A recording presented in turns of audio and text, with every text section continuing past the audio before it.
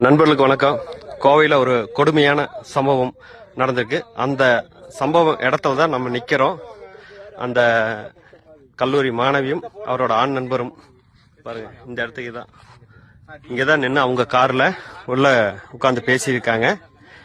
அந்த சமயத்துல 3 பேர் ஃபுல் போதையோட வந்து அந்த கார் கண்ணாடியை உடைச்சு அந்த கல்லூரி மாணவி கூட, அந்த கல்லூரி மாணவி கோவையில் 1ஆம் ஆண்டு படிச்சுட்டு வராங்க, தனியார் கல்லூரியில்.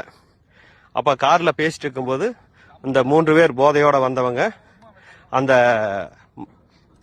கல்லூரி மாணவியோட ஆண் நண்பரை தலையில் அருவாளால் வெட்டிக்கிறாங்க. அவருக்கு வந்துட்டு கிட்டத்தட்ட 28 தையல் போட்டு அரசு மருத்துவமனையில் சிகிச்சைக்காக வந்து இப்போ அனுமதிக்கிறாங்க. அதே மாதிரி அந்த கல்லூரி மாணவியை இந்த 3 போதை ஆசாமிகளும் தூக்கிட்டு போய் பாருங்க, இந்த இடத்துல வச்சுதான் அவங்க இந்த பாலியல் ரீதியான கொடுமையை செஞ்சுக்கிறாங்க. அந்த கல்லூரி மாணவியோட அந்த ஆடைகள் இங்க பாருங்க, இங்கதான் கிடக்குதுங்க. அந்த கல்லூரி மாணவி போட்டு இந்த ஆடைகள் பூரா வந்து இங்க கிடக்குது பாருங்க, இங்கதான் கிடக்குது. இந்த கல்லூரி மாணவி போட்டு இந்த ஆடை இங்கே போட்டு இது பண்ணிக்கிறோம். அந்த உயிருக்கு ஆபத்தான நிலைமையிலும் அந்த கல்லூரி மாணவர் காவல்துறைக்கு தகவல் சொல்றாங்க. உடனடியாக சம்பவ இடத்துக்கு பீளமேடு காவல்துறையினர் வந்து அந்த கல்லூரி மாணவனை மீட்டும் அந்த கல்லூரி மாணவி மீட்டும் தனியார் மருத்துவமனையில் சிகிச்சைக்காக அனுமதிச்சுக்கிறாங்க.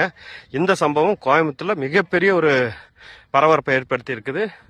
ஏன்னா இதுக்கப்புறம் வந்து தயவு செய்து இந்த பெண் பிள்ளைகளை பெற்ற பெற்றோர்களை கொஞ்சம் உஷாரா இருங்க. நீங்க எந்த ஊர்ல இருந்தாலும் பரவாயில்ல, உங்க பெண் பிள்ளைகளை இரவு நேரங்களில் எங்க போறாங்க, யாரு கூட பேசுறாங்க, என்ன ஏதுன்னு கொஞ்சமாவது அவங்க மேல வந்து கண்டிப்பா இருங்க.